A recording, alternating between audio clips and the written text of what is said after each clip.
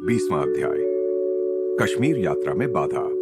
पिताजी, मैं गर्मी की छुट्टियों में गुरुदेव और 4 मित्रों को लेकर हिमालय की तलहटी में स्थित पहाड़ियों के क्षेत्र में जाना चाहता हूँ।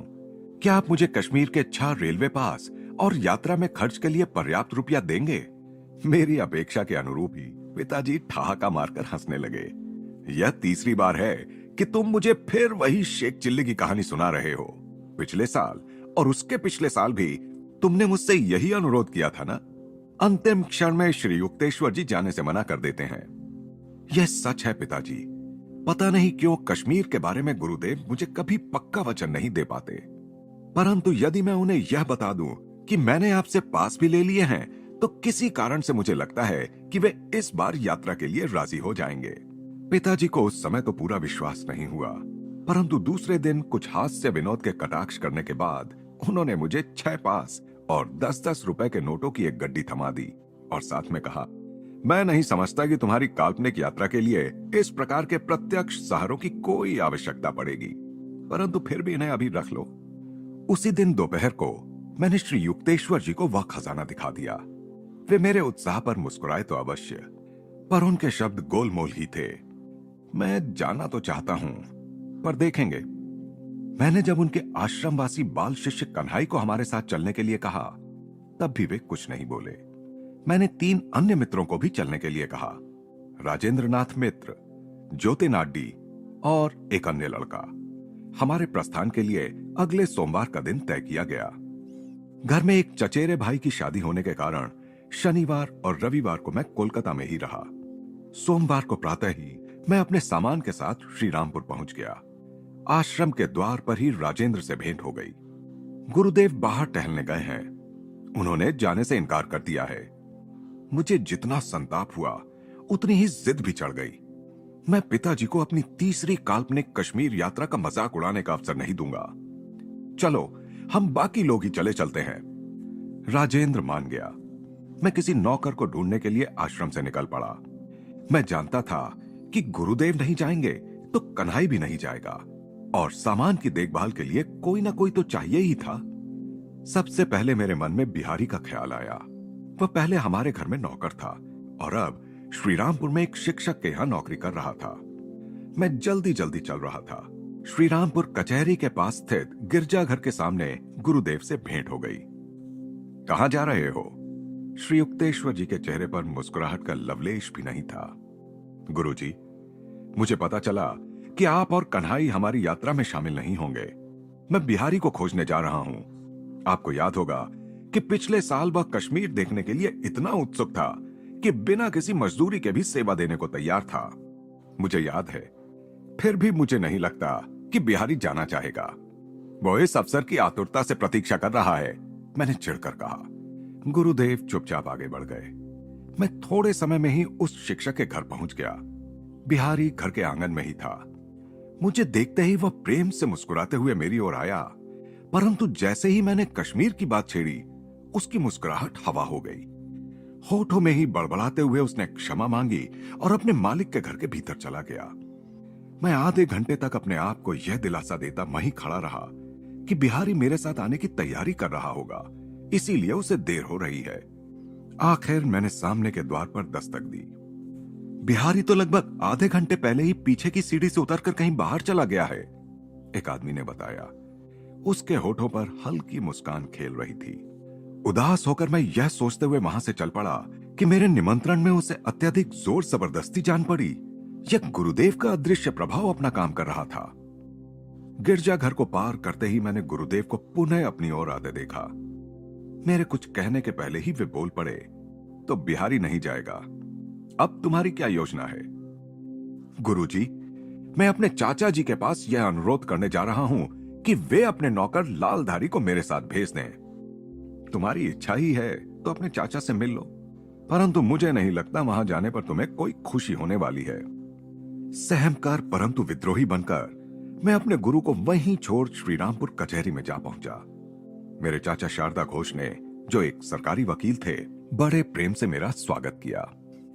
मैं आज ही कुछ मित्रों के साथ कश्मीर जा रहा हूं, मैंने उन्हें बताया।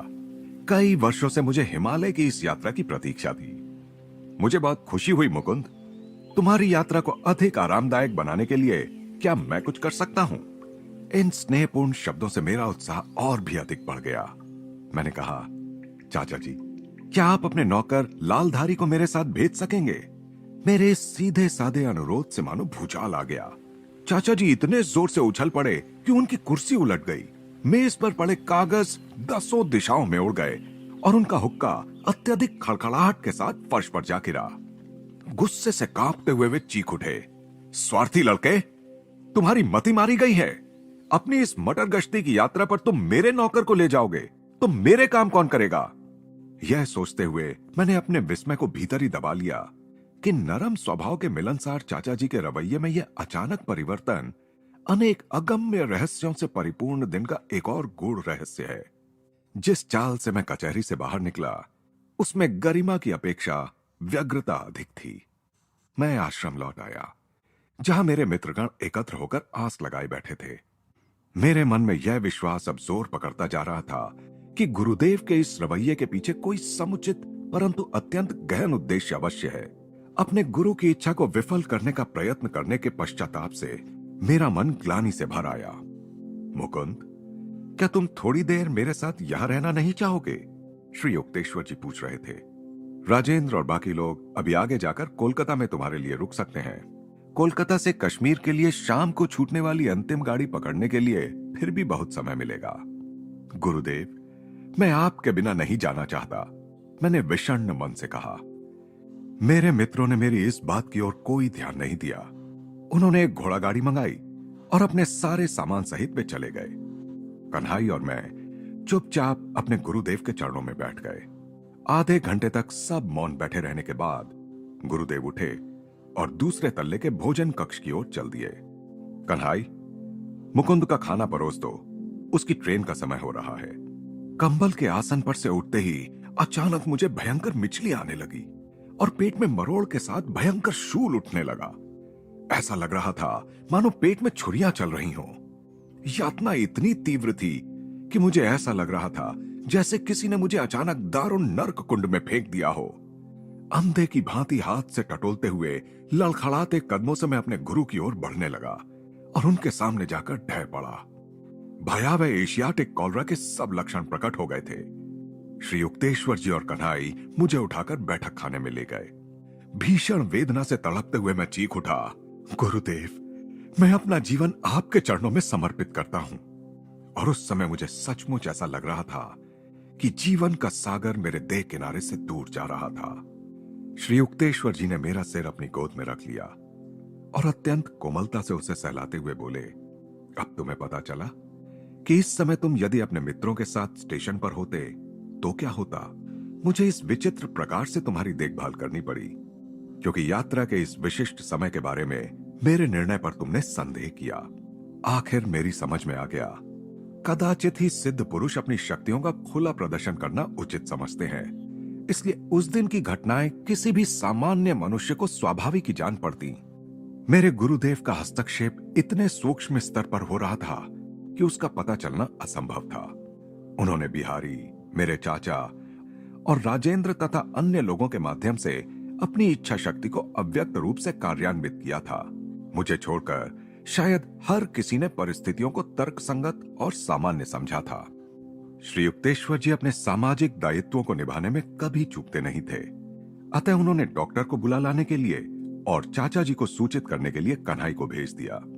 मैंने विरोध दर्शाते हुए कहा, गुरुदेव, मुझे केवल आप ही ठीक कर सकते हैं। मैं किसी भी डॉक्टर की शक्ति से बाहर जा चुका हूं। मेरे बच्चे, ईश्वर की कृपा तुम्हारी रक्षा कर रही है। डॉक्टर की चिंता मत करो, उससे तुम इस अवस्था में नहीं मिलोगे। तुम ठीक हो चुके हो। मेरे गुरुदेव के मुंह से ये शब्द निकलते ही मेरी तीव्र वेदना अचानक गायब हो गई। कमजोरी तो थी, पर मैं उठकर बैठ गया। शीघ्र ही एक डॉक्टर वहां आए और उन्होंने मेरी जांच की। तुम्हारा संकट टल गया है, उन्होंने कहा। लेबोरेटरी टेस्ट के लिए तुम्हारे कुछ नमूने मैं अपने साथ ले जाता हूं। दूसरे दिन प्रातःकाल ही डॉक्टर जल्दबाजी में आए। मैं स्वस्थ चित होकर बैठा हुआ था। मेरे हाथ को पकड़कर धीरे धीरे थपथपाते हुए उन्होंने कहा, अच्छा, तुम तो इस प्रकार बैठकर गपशप कर रहे हो जैसे मृत्यु तुम्हारे पास फटकी भी नहीं थी। तुम्हारे नमूनों के परीक्षण से जब मुझे पता चला कि तुम्हें एशियाटिक कॉलरा हो गया है, तो तुम्हें अभी जीवित देखने की बहुत ही कम आशा मेरे मन में थी। तुम बहुत भाग्यवान हो बच्चे कि तुम्हें रोग निवारण की दैवी शक्ति से संपन्न गुरु मिले हैं। मुझे इस बात का पूरा विश्वास हो गया है। मैं पूरी तरह से सहमत था। जब डॉक्टर निकल ही रहे थे तो राजेंद्र और आरडी दरवाजे पर आ पहुंचे। डॉक्टर और मेरे मुरझाए चेहरों पर दृष्टि पड़ते ही उनके चेहरों पर प्रकट रोष के भाव सहानुभूति में बदल गए। जब तुम कोलकाता में ट्रेन के समय पर नहीं पहुंचे तो हमें बहुत गुस्सा आ गया था। तुम बीमार हो गए हो? हाँ। जब मेरे मित्रों ने अपना सामान फिर उसी कोने में रखा जहां वह कल था, तो मुझे हंसी आए बिना नहीं रही। उस प्रसंग के योग्य एक पद मेरे मुंह से निकल पड़ा। जहाज एक निकला था स्पेन जाने के लिए, वहां पहुंचने से पहले ही विवश हुआ लौट आने के लिए। गुरुदेव कमरे में आए।